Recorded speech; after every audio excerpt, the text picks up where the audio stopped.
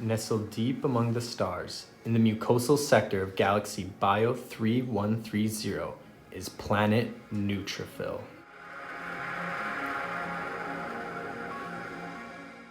Within this planet is the capital city, Celtropolis. Some call it the city that never sleeps, because a mysterious hero lingers in its shadows. He is always watching out for biotic extraterrestrial dangers like bacteria or mutant cells. He is not the hero Celtropolis deserves, but he is the hero they need. Some know him as Enzymeknight, others the pathogen punisher. Enzymeknight is a lysozyme that was born into the glycosidase family of superheroes, an ancient order that has been tasked with defending all of planet Neutrophil and the greater galaxy. The day was like any other. Enzymeknight was working incognito as a garbage man, keeping an eye out for any signs of danger. Suddenly, the membrane sky swelled inwards and a foreign invader emerged above Celtropolis. Her long, worm-like body was menacing. Enzymeknight immediately recognized her. She had a familiar face that he knew all too well. It was Strepula, the microbial menace from Galaxy Streptococcus. The other organelles and ribosomes fled in fear of being vaporized by her toxins.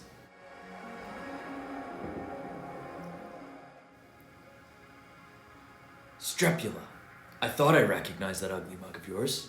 If you want to terrorize my city, you'll have to go through me, literally. I came here not only to terrorize Celtropolis and conquer planet Neutrophil, but to take over the galaxy. My brothers and sisters will divide and colonize all of Galaxy Bio 3130 until there are no more cellular planets. Not if I can degrade you first. Enzymeknight calls his wife. Bring, bring. Honey, Where's my beta 1,4 glycosidic supersuit? Enzymeknight changes into his glycosidic supersuit.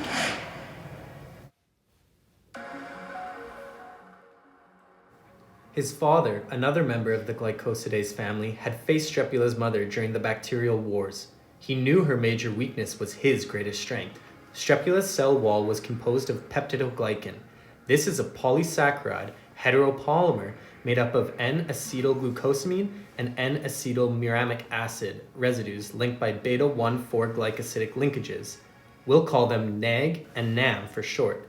This was her protective shield to defend against attacks. Aha! Now I'm ready to fight. Time to initiate phase 1 of my attack. I will never be stopped. His first plan of attack was to grab onto 6 of the NAG and NAM alternating residues in her body with his active site hand. Both of Strepula's hydroxyl and N-acetyl groups on the 6 alternating residues formed hydrogen bonds with his binding site fingers for stability. His grip kinked and strained the molecule so that one of the glycosidic bonds between NAG and NAM was weaker. Do you really think your hydrogen bonds can stop me? They aren't strong enough. I only need a bit of time to work my magic.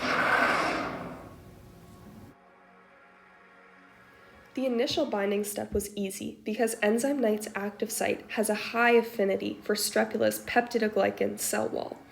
From this position, he could initiate the next step in his plan. Enzymeknight can cleave Strepula's wall, piercing through her shield with his amino acid sword. Now I can summon my amino acid sword to cut you apart piece by piece. I've heard rumors of such a sword, but I never believed them. It's okay. I can't imagine it can get through my peptidoglycan layer.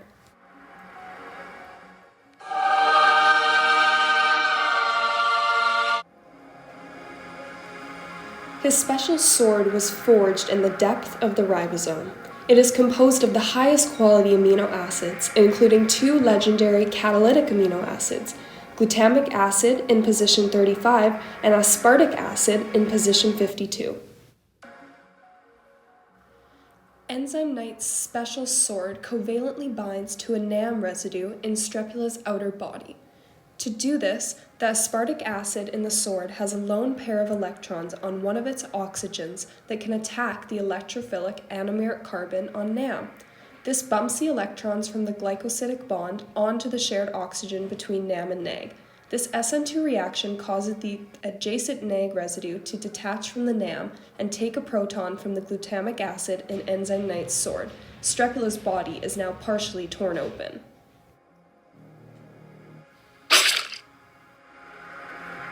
How dare you break apart half my glycosidic linkage? Now that NAG is cut off, the covalently bound NAM intermediate needs to be stripped off the sword to complete the destruction of Strepula's peptidoglycan layer. Enzymeknight summons atmospheric water with his rain dance. The free glutamate in the sword acts as a base and steals a proton from the rainwater molecule. This creates a nucleophilic hydroxide anion. The oxygen of the hydroxide anion acts as a nucleophile and attacks the electrophilic anomeric carbon in Strepula's NAM residue. The attack on the carbon displaces the electrons in the covalent bond with aspartic acid and frees the NAM residue. Strepula's skin is now completely cut open. Both halves of her sugar-like skin have been turned into hemiacetals. Despite all the drama, it was quite a one-sided battle. Haha! I've skillfully hydrolyzed you with my blade, Strepula. Now that you are cut open, the atmospheric water will fill you up until your body is swollen like a balloon and ready to burst. If that doesn't get you, then a toxic infection will. No! I can't believe I didn't protect my peptidoglycan layer with a lipopolysaccharide shield like the supervillain E. coli. It hurts! It hurts! Strepula was in agonizing pain until her body lysed. Her neutralized contents were spread across the city. The city and planet cheered with glee because Enzymeknight had once again saved them from total annihilation. It was the 20th time this week. Enzymeknight quietly disappears from the scene.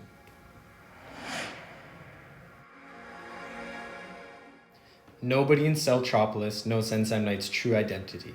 It wasn't until years later that we started to find out how his catalytic sword disrupted and killed his enemies. In fact, it was once thought that the sword acted as an acid catalyst with a carbocation intermediate, and not a covalent intermediate. This is no longer the most recognized mechanism. Whatever the case, there is only one thing of which to be sure. There is still lots to be discovered about Enzymeknight, the Lysozyme.